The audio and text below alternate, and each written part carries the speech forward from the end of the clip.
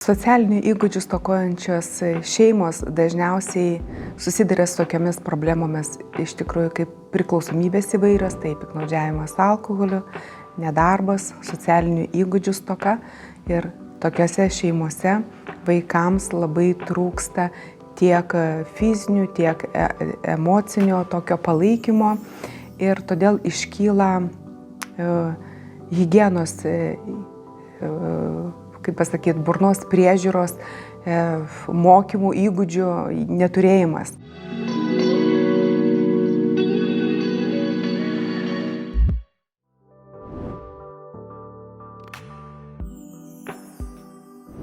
Didžiausia problema yra tai, kad tiesiog jie neturi motyvacijos ir supratimo, kas tai yra. Vaikai iš tikrųjų jie nenori net, sakykime, praustis, jiems nesvarbu kokie drabužiai. Tai jau net nebekalbu apie tai, kas ten yra burnoje. Tol, kol neskauda, tai niekam kažkokių problemų ir neiškyla. Tai dėl to ir atsiranda apleistumas dantukų, todėl kad daug atsiranda skylučių ir negydomi dantukai veda į didesnės problemas, labai dažnai jau reikia ir protezavimo paslaugų. Kada tokia būklė prasta ir atsiranda ir blogas burnos kvapas, ir išvaizda dantukų nekokia, tada yra labai didelė tikimybė, kad susiduria vaikas ir su patyčių problema. Jau kyla didelės socialinės problemos.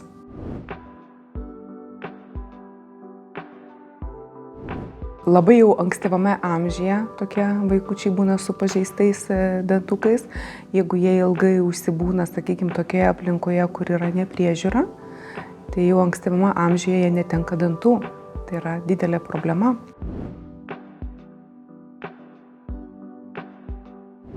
Jau darželinukai, jau tokiam amžiuje būna, kad pieniniai dantukai tikrai labai stipriai pažeisti. Iš tikrųjų labai daug yra jau daroma tuo, sakykime, yra socialiniai darbuotojai, kurie prižiūri tokias šeimas, lankosi, kur aplamai nėra, sakykime, priežiūros arba vaikai netenka jų tėvų ar atimamos ar neteisės. Yra kuriami bendruomeniniai globos namai, vaikai gyvena tokiose bendruomenėse, kur rūpinasi jau socialiniai darbuotojai. Tai ir tos pačius socialinius darbuotojus mes kaip burnos higienistai taip pat irgi mokom, kaip jie turėtų prižiūrėti tokiems vaikams dantukus.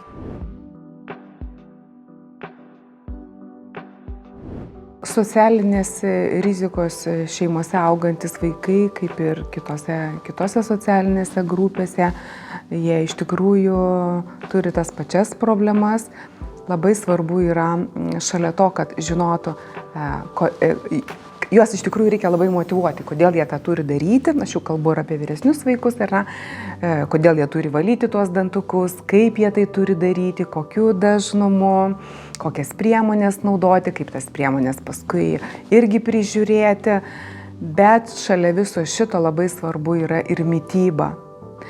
Todėl irgi labai svarbu mokyti juos sveikos mitybos, kokius produktus jie gali naudoti, kokiuose produktuose yra mažiau cukraus ar nepridėtinio, kokie yra sveikesni produktai, kaip turėtų atrodyti dienos režimas, kad išvengti užkandžiavimo. Taip, apie tai susitikę kalbamės žaidimų pagalba, eksperimentų ir siekime to, kad vaikai įgytų tas žinias ir taikytų savo kasdieninėme gyvenime.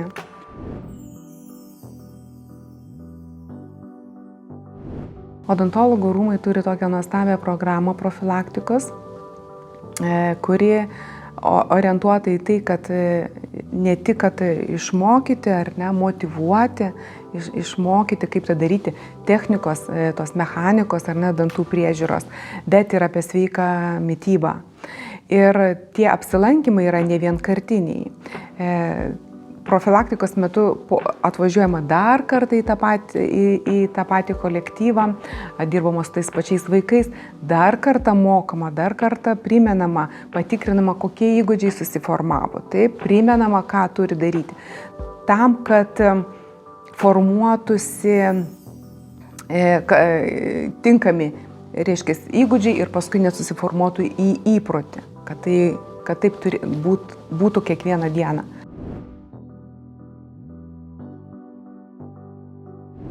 Mūsų tikslas yra iš tikrųjų, kad kuo daugiau pasiekti tolimesnius rajonus, kaimo gyvenvietės, ten, kur mažiau būna, sakykime, kitų profilaktikos programų, kad gautų tą pagalbą būtent tie vaikai, kuriems labiausiai reikia.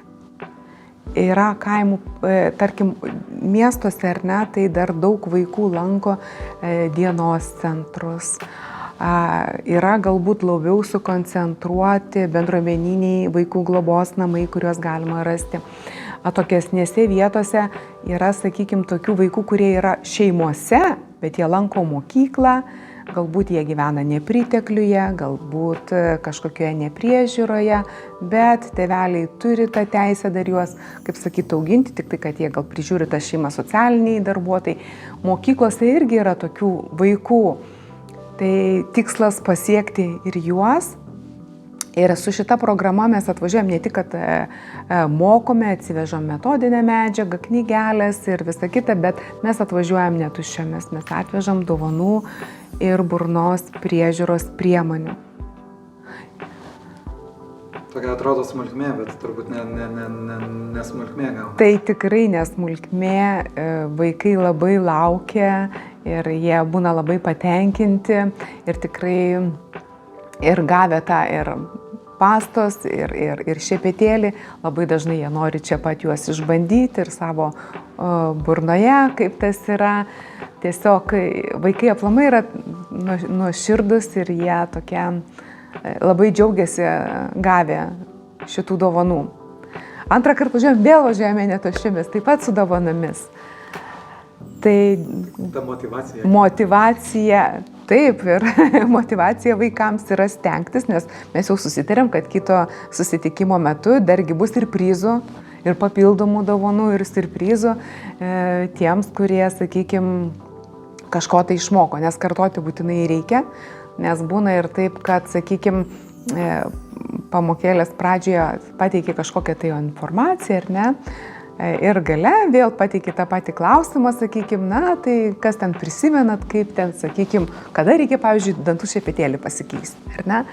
Na ir stebi tada situaciją, kad dalis jų net nebeprisimena, kas buvo pradžioje, apie ką kalbėjom, ar ne?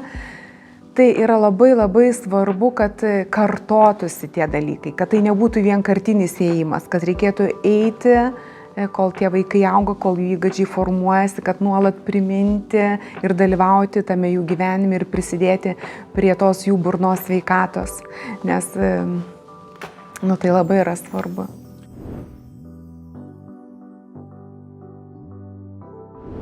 Kažkaip buvo nerimo, galvojau, kad galbūt, na žinot, kaip yra tie stereotipai, kad sunku, kartais girdi iš pedagogų, kad tie vaikai sunkiai suvaldomi ir dar kažkaip, bet iš tikrųjų jie yra labai žingeidūs, jiems labai patinka, jeigu su jais bendrauja jų kalba, jeigu dar su humoru perteikia ir labai sumotyvuoji, paaiškini, kodėl tai darai, tada jie visą tai priema.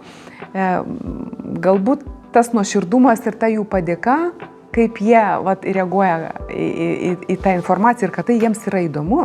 Jiems iš tikrųjų tai yra įdomu.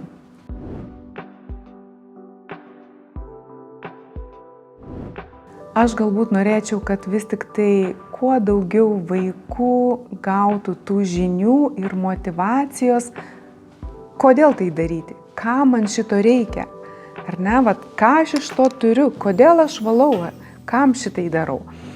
Ir kad kuo daugiau vaikų pasiektų šitą programą ir kad sumažėtų ėduonies paplitimas, kad mažiau būtų dantenų ligų, kad jie būtų laimingesni, sveikesni, nes burnos sveikata tai yra ne tik burnos sveikata, tai yra viso organizmo sveikata. Ir ta profilaktika yra labai svarbi, nes iš tikrųjų, jeigu vaikas užauga sveikas su savo dantimis, ne su protezuotais dantimis, ar ne, jisai turi pasitikėjimo savimi, jo savivertė kyla, jo sveikata geresnė. Ką tai reiškia? Tai reiškia geresnė gyvenimo kokybė. Ir jeigu mes odontologų rūmai prisidėsime prie geresnės gyvenimo kokybės, tai bus labai geras, kaip pasakyti, didelis mums pasitenkinimas tokiu rezultatu. Ir aš labai norėčiau pakviesti, kas mane girdi. Gal mes nepaskambinom jums, gal nepasibeldėme duris, jūs skambinkite arba į odontologų rūmus, yra svetainėje kontaktai nurodyti, arba skambinkite į teritorinių skyrių kontaktais. Ir jeigu pas jūs yra tokių vaikų, kvieskite mus pas save ir mes atvyksime su žiniomis ir su dovanomis.